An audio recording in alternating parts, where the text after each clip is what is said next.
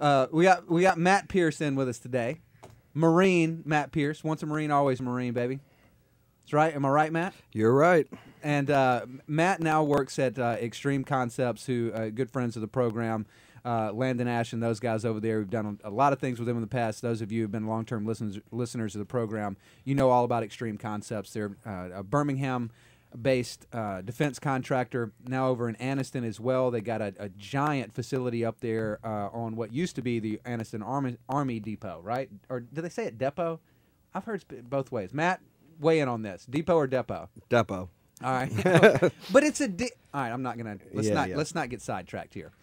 All right, here's what I want to do. I wanted to bring Matt on today because first of all I want him to tell his story.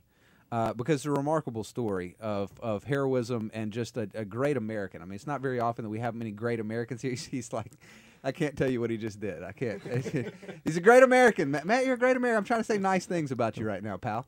No, seriously, Matt, a great guy working with some other great guys here at Extreme Concepts. So I wanted to get him on and tell his story. And also get into some of the things that they're doing now with military working dogs that we've talked about some in the past here. So, Matt, let me just put you straight on the spot right now, which you didn't want. You said you didn't want. Tell us a little bit about your service. Now, you served in Iraq, is that correct? Yes. Did 12 years in the Marine Corps. First 5, I was an explosive detection dog handler, going around looking for bombs, and then that just wasn't enough for me. I find them and got to run away. That's just not how I operate. So I lap-moved to a job called explosive ordnance disposal. Those are the guys that put the heavy suits on, go down, and defuse the bombs. And did that for about... let me stop you right there. What possesses someone to say, I want to be the guy who is right there beside the bomb that's may or may not blow up? Like, count me in for that. Oh, I'm supposed to say that, I'm there to save the troops, but ideally I'm an adrenaline junkie. Okay. And, it was the next step from where I was at, something a little bit more exciting. So I think a lot of people address their adrenaline junkiness in different ways. Some people say, you know what, I'm going to jump out of an airplane. I'm going to jump, I'm going to parachute out. And then they get even crazy. Okay, I'm going to go up. I'm like halo drop out of an airplane. I'm going to do something like that. And still your chances of surviving that are still like 99.999%. And then there are the people who say, I think I want to go play with bombs. And I would have to think that the chances of coming out of that are probably significantly less than perhaps some of the other ways that people address their adrenaline junkie needs. And yet you just went all the way there, pal. Like you went. Absolutely. And the pucker factor is amazing. I mean, let's be honest. You can only screw up once. That's the rule of thumb. That's true. You screw up once, you're a pink miss. That's the end of it. And that's just how it operates. All right. So you move over and you're doing. What's it exactly? Is that job called? It's explosive ordnance disposal. Okay, gotcha. EOD, which is a fancy way of bomb squad. Okay. What do you think the commanding officers say, like when they're saying, "Hey, call Matt and them in"? I mean, surely they don't use that long name. They're like, "Call the crazy guys," something like that. Oh yeah, it's basically hey. Hey, EOD, tag, you're it. We have 3 possibles, and we're not walking down on it. So yeah, y'all go on down there and let us know how that goes. Basically, yeah, that's how it was operating. All right, so you get into that job. Yes. Right, sorry for getting sidetracked. That's all right. I did that for about 8 years on top of being the dog handler. I did a total of 7 combat deployments between Iraq and Afghanistan. I took some serious blast injuries in 2010, 2011, and ended up getting out of the Marine Corps in 2012. Okay. And now you have become now like this legend in the medical community for different reasons. Why is Matt Pierce in medical circles a legend? Luck. No. Boston VA was running a program on PTSD and traumatic brain injury. And they basically, I don't want to say we're looking for a poster child, but they were looking for somebody that had experienced multiple concussions, had been exposed to a lot of horrific things. Mm-hmm. And it came down to, infantry, one of the highest things, but somebody that actually walks down on bombs and they go off on you occasionally. I've been, grace to God, been lucky enough not to be cooked by one. But, all the concussion stuff like that, I was the perfect candidate for the TBI study there, and then it got picked up by USA Today, and they ran with it back in 2012. So there's some like lotteries that you win, and you're really like, man, that's great. I won the lottery of something. You won the I've been blown up so much I'm now a medical legend lottery. I'm not. That's that's basically how it is. Yeah. And it's great because, hey, I've met you, 3 times? Don't remember your name. It doesn't matter. So last night I don't remember his name either. I was telling my wife Matt was coming on today last night, and he was like, she said, well, tell me a little bit about Matt. I said, have you ever seen the movie, on Finding Nemo, when Dora, Dory? Yeah, Dory. Dory will like meet somebody or see something and then turn around and come right back and like not remember it happened. That's Matt. That's my friend Matt. Well, at least he doesn't remember the bad stuff either. That's true. That's true. You could just dog cuss Matt right now, and he would walk out and come back in and be like, "Hey, I'm Matt. Like, Matt, what's up, man? God, I love you, man." All right. So your experience in the VA, I want to talk about that a little bit. Okay.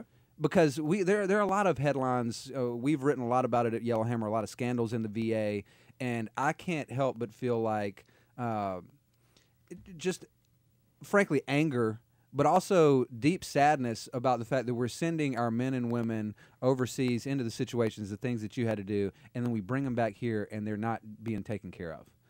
What was your experience in the VA?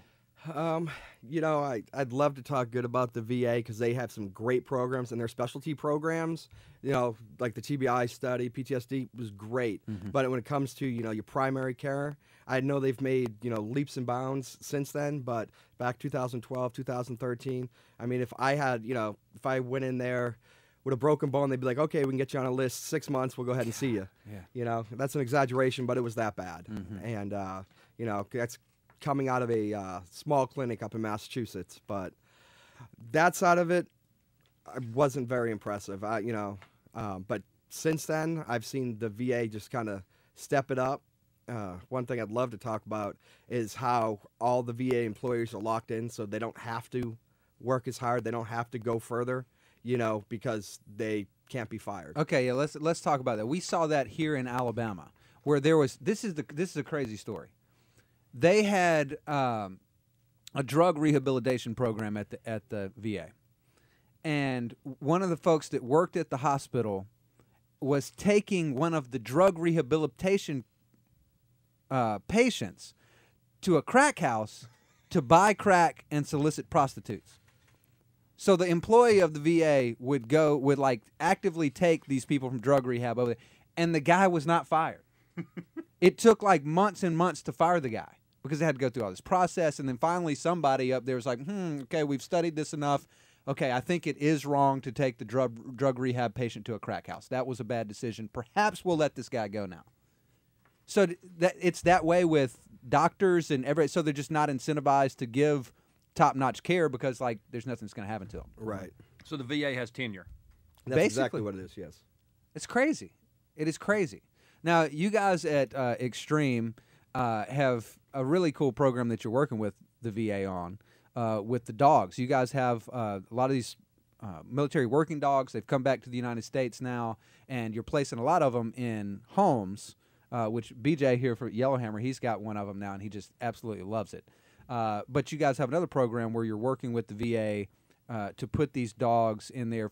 Just explain. I'll let you explain. How's this program working? All right, I'll explain both sides of it. Okay. Our nonprofit, the First Foundation, we're taking dogs coming back from combat, and we are placing them in homes of former military or first responders that may have psychological or physical disabilities. And we go ahead and basically try to improve the life of both the canine and the individual. Mm-hmm. And so far, we've placed about 30 dogs in the last 8 months. And it's just so everyone knows, it's a pretty long vetting process. We have hundreds of applicants, and we don't just choose off the top. Sure. We go through everybody because ideally the dogs are our number one concern. These dogs that are coming back, they need to find good homes. Mm-hmm. And that's our side of that. We also offer scholarships or help with medical bills and stuff like that through the First Foundation. Mm-hmm. On the other side, one of the smaller companies that falls under the Extreme branch is iCanine. And the program right now is under study, so I can't go into too much detail, but we are training service dogs and emotional support dogs to be paired with veterans just to basically increase their mobility and increase their happiness in life. And so far, the study's going great, and we're big advocates. So I don't want you to talk about anything you can't talk about yet, but so these dogs would go into the hospital with these guys who are in rehab after coming back. Like, is that kind of how the process would work? Basically, the VA will give us people that they've already went ahead and they've thoroughly vetted, made sure that, you know, they fit all the requirements for what they're doing, and then go ahead and have them come to us, and we pair them with either an emotional support or service dog, you know. And I mean, these aren't just veterans that come back. These are veterans from the Vietnam War era, stuff like that, just individuals that are in the VA program. Gotcha. That's a really cool program. And so that's in the kind of study process right now, and then at some point in the near future, hopefully this will start being implemented, correct? Correct. That's kind of the idea. All right, we're talking to Marine Matt Pierce. He's from Extreme Concepts. Tell us a little bit about everything they've got going on. Let's take a quick break, and he's going to come back and tell us stories about Chocolate Mountains and Scrappers. That's what I've been told. All right, thanks. I've been told to ask about Chocolate Mountain and Scrappers. All right, back in a minute. This is Yellowhammer Radio. 6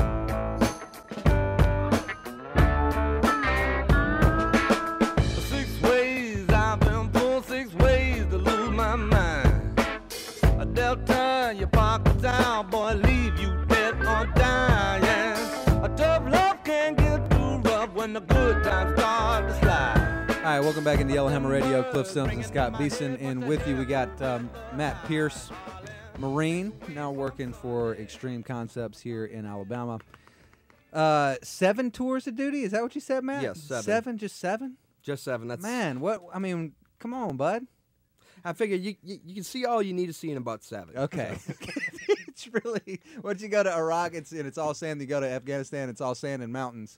You know, it all just starts looking the same by the 7th time. By the 7th The time. first Yeah, that's the couple, you're maximum. like, wow, this is, I haven't seen that sand before. Yeah, this is sandy. And then by number 7, you're like, yeah, I've seen that sand once or twice.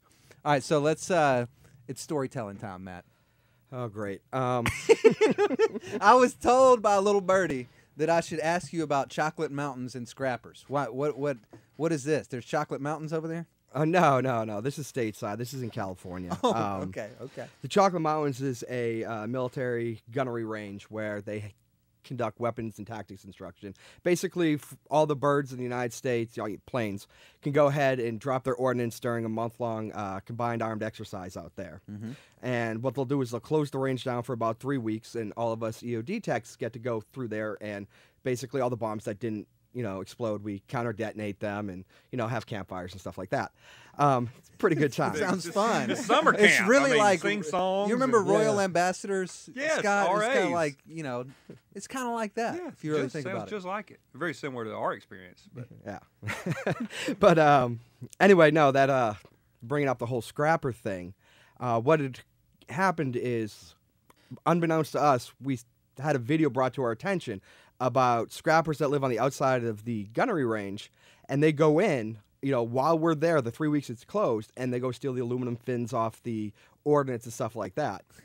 And they have y'all all should these. just let that happen. Yeah, I know, right? Why stop it? No. Hey, there's one over there. Yeah, it looks good. It's in one piece. That'll be one you'll want. Well, the problem being is they come in and we have what's known as a submunition range. And that, sum it up quickly, a jet drops a payload, opens up, and anywhere from 21 to 60 small baseball-sized submunitions fall. Well, these are touch sensitive. If the wind picks up, these go off. So you don't want to go in there. We won't even go in there over a 5-mile-an-hour wind, and literally we're mine detecting, moving it maybe, a foot every 10 minutes. Sure.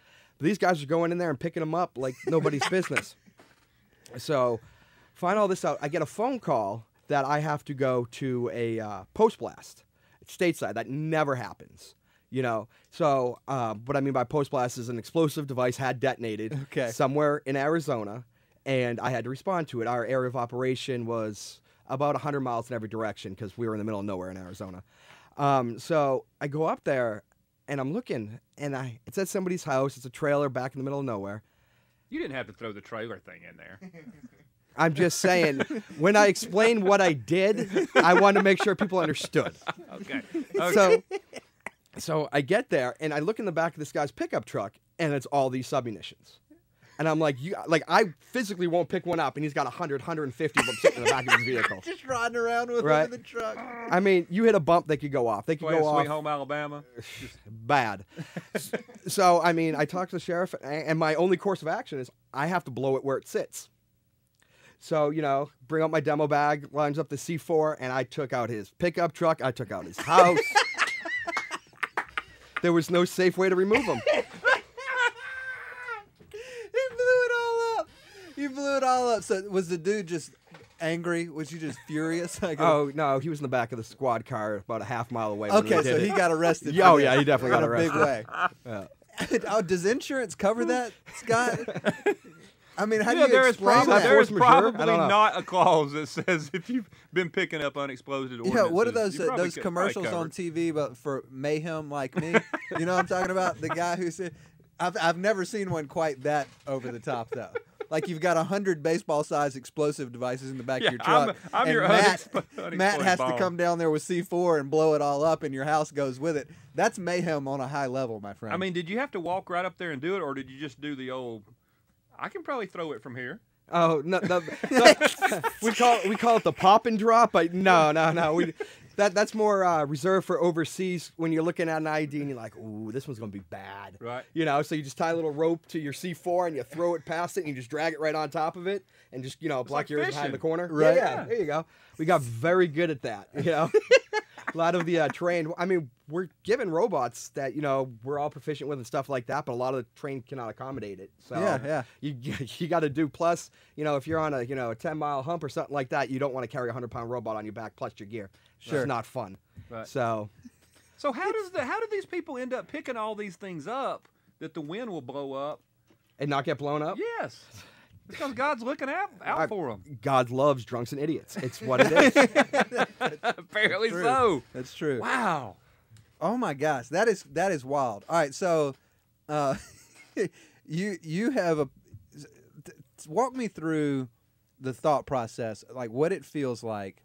You're walking up on an explosive device that is armed, and this thing could go off at any second. And I've got this big, like Michelin Man suit on right now that may or may not protect me enough to keep me safe. Like, are you like sweating like crazy? Are you just like the nerves just or is your training so good that it prepares you for that moment that you're not even nervous?